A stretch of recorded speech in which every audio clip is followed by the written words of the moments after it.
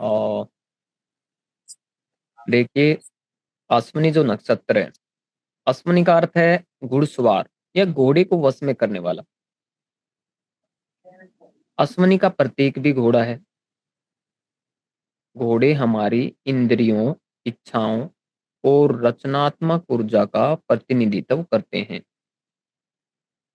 अगर किसी की जो इंद्रियां होती हैं, किसी के वश से बाहर हो जाए, ठीक है, और नेक्स्ट क्लासेस में आपको एग्जाम्पल में भी हम यहाँ पे काफी कुछ जो और भी स्टूडेंट आएंगे, वो उनमें से भी हम लेंगे फॉर एग्जाम्पल, जिनकी अपनी इंद्रियों पे वश नहीं है। तो उनका क्या है, उनके विवस्वान देवता इम्बैलेंस होते हैं, भुजंग देवता इम्बैलेंस होते हैं। जो हमेशा ऐसे चलता है कि मैं तो बनी बनाई डेस्टिनी पे ही चलूंगा, जो परमात्मा ने फिक्स कर दिया मैं उसी पे चलूंगा। तो समझो उनका अपनी इंद्रियों पे वश नहीं है। क्योंकि ऐसे तो देखो, एक पशु भी होता है, पशु का भी एक ही काम होता है, ठीक है जी। अगर हमें इंसान योनि जो मिली है, तो हम इसमें खुद को अच्छे से अलाइन करके अपने बैड कर्म, जो हमारे प्रारब्ध के बुरे कर्म हैं, उनको सुधार सकते हैं, उनको काट सकते हैं। हमारे एफर्ट्स ऐसे होने चाहिए, कम से कम हमारी इंटेंशन तो ऐसी होनी चाहिए। अगर हम कुछ बदल नहीं सकते तो कोशिश तो कर ही सकते हैं, और कोशिश करने वालों की कभी हार नहीं होती, ठीक है जी। क्योंकि घुड़सवारों में घोड़े की सवारी करने की क्षमता होती है, इसलिए वे हमारी इच्छाओं पर काबू पाने की क्षमता से जुड़े होते हैं। अश्विनी सबसे शक्तिशाली हैं। अश्विनी सबसे शक्तिशाली हैं। और पूषा या भोर के अग्रदूत इनको कहा गया है। पूषा काल या भोर के अग्रदूत इनको कहा गया है। भोर अपने साथ एक बहुत ही खास ऊर्जा लेकर आती है, एक नए कल का वादा करती है, जबकि अभी भी रहस्यमय रात से जुड़ी हुई है। ये बातें मेरी अगर थोड़ा सा डीपली अगर आपने जाके समझ ली, तो आप बहुत सारी चीजों को नोटिस कर पाओगे, डिटेक्ट कर पाओगे, और खुद एक अपनी थ्योरी क्रिएट कर सकते हो। ध्यान से सुनो।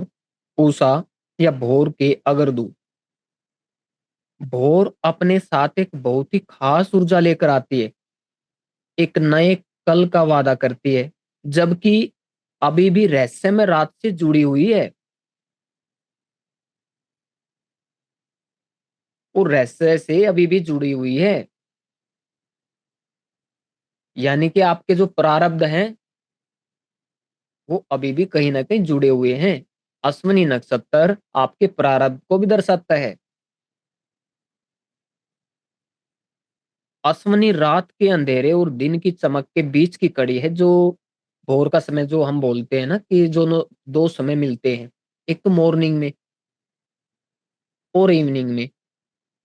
मैंने बताया था उस दिन कि सबसे ज्यादा एक्सीडेंट कब होते हैं, उसमें गाड़ी की लाइटें भी काम नहीं करती हैं, जब 7 से 6 से और 8 के बीच का जो टाइमिंग होती है ना, शाम की, इवनिंग की या मॉर्निंग की, सबसे ज्यादा एक्सीडेंट मिलेंगे आपको उसमें।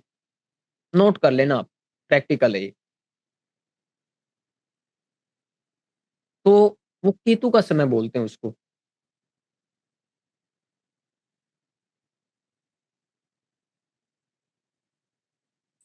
नया दिन अंधकार को समाप्त करता है। अश्विनी पुराने कर्मों के कर्म से जुड़े रहते हुए अवतरित आत्मा को नई रोशनी और जागरूकता लाते हैं।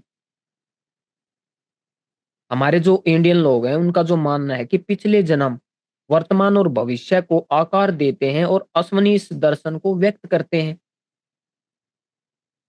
भूत, भविष्य और वर्तमान से जुड़े होने के कारण देखो, हमारे प्रारब्ध प्रारब्ध से जुड़े हैं। हमारे जो पास्ट के जो कर्मा हैं, पास्ट के कर्मा ये भी हो सकता है कि हम बचपन से भी हम कुछ अलाइन कर सकते हैं, बचपन में हमने क्या किया, आज हम जिस एज में हैं, इससे पहले की एज आप उठा के देख लो, आपका प्रारब्ध वो भी प्रारब्ध हो जाता है, क्या कर्म किया आपने, कितना अच्छा किया, कितना बुरा किया, आपने दिमाग का कितना यूज किया। लेकिन उनका जो स्थान बताया गया है वो नॉर्थ नॉर्थ ईस्ट की तरफ बताया गया है, तो वहाँ पे तो भुजंग देवता आते हैं। और आयुर्वेद के जो एक डॉक्टर डॉक्टर का रूप क्या है?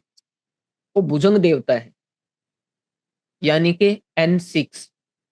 आपके N6 के जो देवता हैं, ये अश्विनी कुमार सूर्य के ही पुत्र हैं।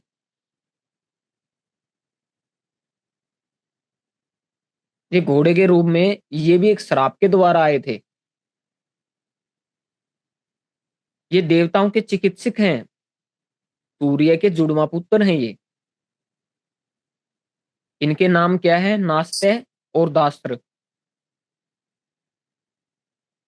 नास्ते और दास्त्र। सूर्य क्या है? आत्मा का प्रतिनिधित्व करता है, सोल को सिग्निफाई करता है। आत्मा अश्विनी के माध्यम से अपनी छवि को जन्म देती है।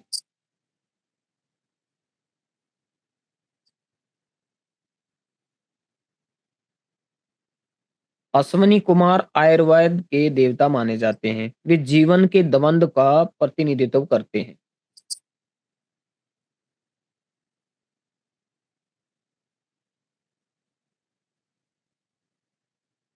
स्वर्ग और पृथ्वी, इन दोनों के बीच में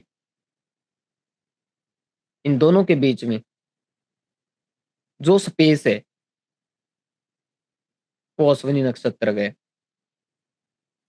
दिन और रात, भूत और भविष्य के बीच का संबंध, ये सब अश्विनी नक्षत्र देते हैं। इसलिए इनको बोलते हैं ना कि मैजिक हो जाएगा, 5 मिनट में आपको मैजिक दिखाएं, केतु मैजिक है। कारण क्या है? ये लॉजिक ये है इसके पीछे। ये स्वभाव से प्रकाशवान है, वे लाभकारी हैं और उनमें महान उपचारात्मक शक्तियां हैं। उनमें युवावस्था को बहाल करने और बूढ़े को फिर से जीवंत करने की क्षमता है। बूढ़े को जवान कौन करता है? अब बोलते हैं कि विवस्वान देव जो है कहाँ से निकल के आए? अग्नि क्या करती है? बूढ़े को जवान करती है कि नहीं करती है? केतु क्या चाहता है? संपूर्णता। केतु चाहेगा पूर्ण स्थिति प्राप्त करना, जहां शाश्वत खुशी हो और आत्मा दुख और दर्द के चक्कर से मुक्त हो जाए।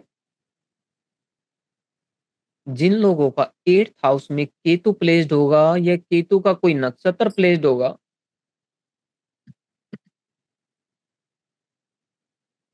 जिन लोगों का 8th हाउस में केतु होगा, वो इन सब चीजों की तलाश में रहेंगे ताउम्र, भटकेंगे। कब तक भटकेंगे? जब तक उनको केतु को अच्छे तरीके से अलाइन कराने वाला कोई अच्छा टीचर उनको नहीं मिलता।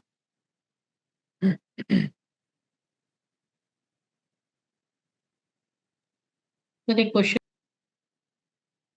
देखो, बहुत कम लोग ऐसी स्थिति तक पहुंच पाते हैं, ऐसा आदर्श संसार पाते हैं। इसलिए अश्विनी वर्तमान से असंतुष्ट महसूस करता है हमेशा खुद को, क्योंकि ये कभी भी उनके द्वारा चाही गई आदर्शवादिता से मेल नहीं खाता। उनको जितना भी मिल जाएगा ना, उनके पास कुछ ना कुछ कमियां रहेंगी।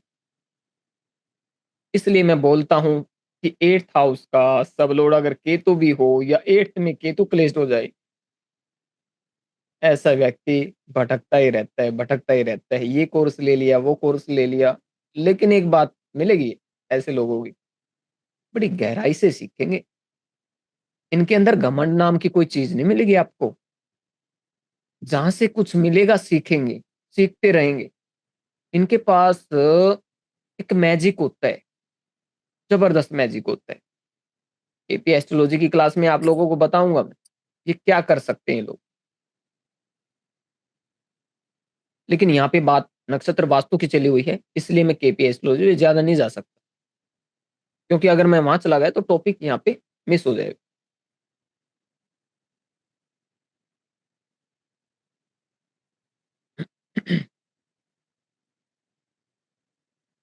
अब मेष राशि में ये साहस होता है, जिससे वे उन जगहों का पता लगा सकता है जहां दूसरे नहीं गए हैं।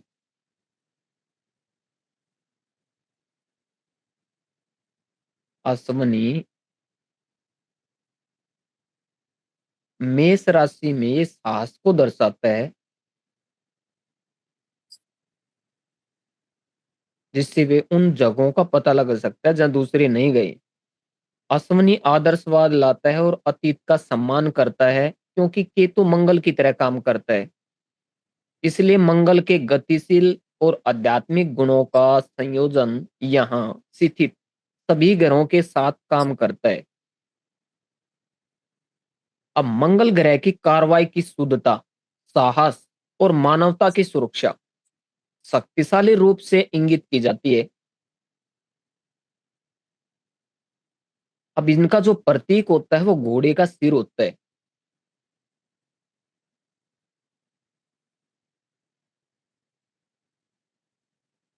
बृहद अरण्यक उपनिषद में एक घोड़े की बलि के समारोह के विवरण के साथ शुरू होता है। अब घोड़ों के बेकाबू इच्छाओं से जोड़ा जाता है। देखो, ये घोड़े कौन से, ये घोड़े हैं क्या? ये आपके दिमाग के ही तो घोड़े हैं ना। अब ये कंट्रोल से बाहर हो जाते हैं। आपके दिमाग के ज्यादा घोड़े दौड़ते हैं,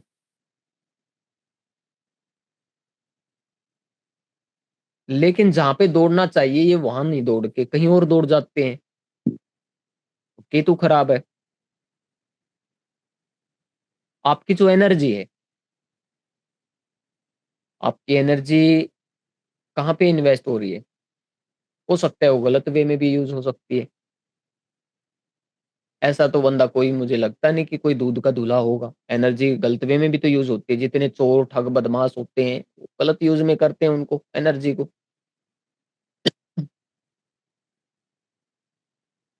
एक एनर्जी होती है जो परमात्मा के नाम और ध्यान में लगा दे बंदा अपनी लाइफ को। वो बेकाबू इच्छाओं से जोड़ा जाता है और इन्हें नियंत्रण करने की जो क्षमता होती है खुशी और मोक्ष की कुंजी है। घोड़े की बलि सिंबलाइज रूप से मनुष्यों द्वारा अपनी इच्छाओं का त्याग करने का प्रतीक है। इसलिए बोलते हैं केतु त्याग है। जिस प्लेनेट के साथ बैठता है उसी से उसको छीन लेता है।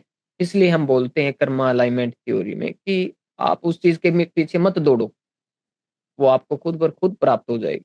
आप केतु बन जाओ।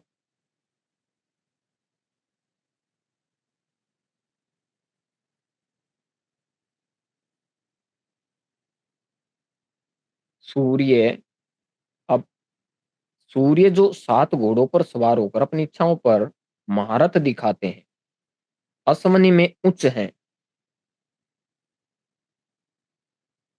सूर्य अश्विनी नक्षत्र में उच्च के हैं। असव या घोड़ा संख्या 7 से जुड़ा हुआ है, जो हिंदू दर्शन में एक बहुत ही शुभ संख्या है। 7 चक्र, 7 चक्रास, क्रिएशन एनर्जी चलती है।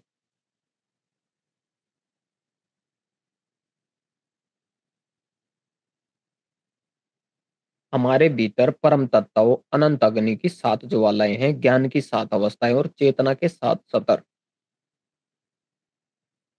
ध्यान से सुनना। हमारे भीतर परम तत्व है, अनंत अग्नि की 7 ज्वालाएं, ज्ञान की 7 अवस्थाएं और चेतना के 7 सतर।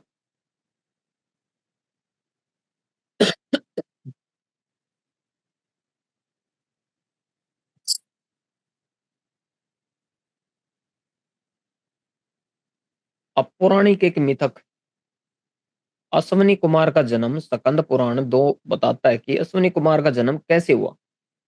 सूर्य का विवाह विश्वामित्र की पुत्री संजना से हुआ था। वो उनके प्रेम करती थी, लेकिन सूर्य बहुत तेज और गर्म थे और उनकी चमक को सहन करना आसान नहीं था। संजना के 3 बच्चे थे, 2 बेटे और 1 बेटी। वैवस्थ, मनु, यम और यमुना। जब उनकी गर्मी असहनीय हो गई तो संजना ने एक छाया पत्नी छाया बनाकर सूर्य को छोड़ दिया। उसे जल्दी अपनी गलती का एहसास हुआ और वो वापस आना चाहती थी, लेकिन ऐसा नहीं कर सकी। संजना एक जंगल में चली गई और खुद को सुरक्षित रखने के लिए एक घोड़ी का रूप धारण कर लिया। वो केवल सूखी घास चरती थी। उसे उम्मीद थी कि उसका तप या तपस्या उसके पति को वापस लाएगा और उसे सूर्य की आग से निपटने की ताकत भी देगा।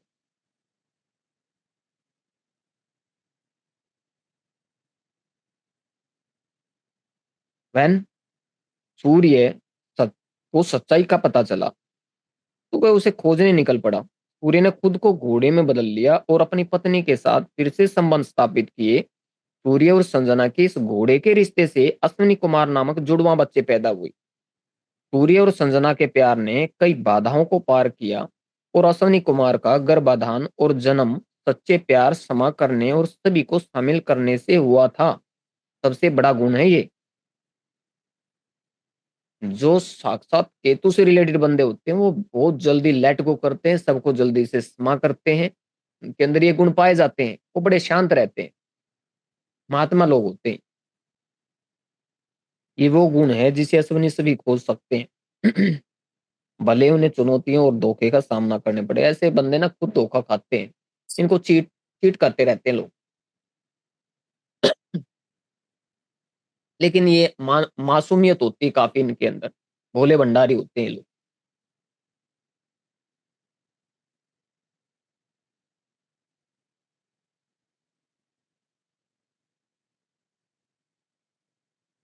अब पवित्र पशु सूर्य के 7 घोड़े सूर्य 7 घोड़ों द्वारा खींचे जाने वाले रथ पर सवार होते हैं। घोड़े इच्छाओं का प्रतिनिधित्व करते हैं और सूर्य की इन इच्छाओं पर नियंत्रण पाने की क्षमता के कारण ही उन्हें अश्वनी में उच्च माना जाता है। अश्वनी के चरण में आत्मा निम्न प्रकृति को नियंत्रित करने के लिए अपनी इच्छाओं का त्याग करना चाहती है। एक उच्च सूर्य अपने भाग्य का प्रभारी होना चाहता है। अब अश्वनी में ग्रह सूर्य की चमक से चमकते हैं या कुछ और कनेक्शन की तलाश करते हैं। शुक्र और चंद्रमा को घोड़ों की सवारी करते हुए दिखाया गया है। कल की जो कल की के अवतार होंगे, कल की विष्णु के अंतिम अवतार होंगे, उनको सवार रहित घोड़े के रूप में चित्रित किया गया है क्योंकि उनका अभी तक प्रकट होना बाकी है। कल्कि का अर्थ है सफेद घोड़ा और उन्हें अंधकार का नाश करने वाला माना जाता है। कहा जाता है कि वे कलयुग के अंत में प्रकट होंगे, जो अंधकार का वर्तमान युग है। अश्वनी वाले लोग अपनी इच्छाओं और भाग्य के स्वामी बनना चाहते हैं। वे बेहद आदर्शवादी होते हैं और उन्होंने जीवन की चुनौतियों का सामना नहीं किया है, इसलिए अभी भी वो सोचते हैं कि वे कि परेशानियों का जो सामना होता है बिना किसी बाधा के, इसका प्रबंधन हम कैसे करें, ये उनके माइंड में रहता है। अब इनका जो एक दोष होता है आयुर्वेद में जो बताया गया है, वात दोष, अश्विनी वात के प्राकृतिक गुणों को दर्शाता है। क्रिया, संवेदना, प्रेरणा, संचार, व्यायाम, क्रिया और सूखापन। एयर वाले लोग आमतौर पर नर्वस स्वभाव के होते हैं। वे अत्यधिक सक्रिय होते हैं और उन्हें बहुत अधिक नर्वसनेस ऊर्जा खर्च करनी पड़ती है। उनका ध्यान कम समय तक रहता है। ज्यादा टाइम तक ध्यान नहीं लगा पाते लोग। अब एयर क्या है, उछल कूद में रहेगी ना, एयर इधर उधर रहती है, मूवमेंट रहती है एयर में। जो आदमी आपको ज्यादा मूवमेंट करता देखा है वो एयर एलिमेंट है। आमतौर पर अपनी नसों पर निर्भर रहते हैं ऐसे व्यक्ति, इसलिए उन्हें तनाव से सावधान रहना पड़ता है। तनाव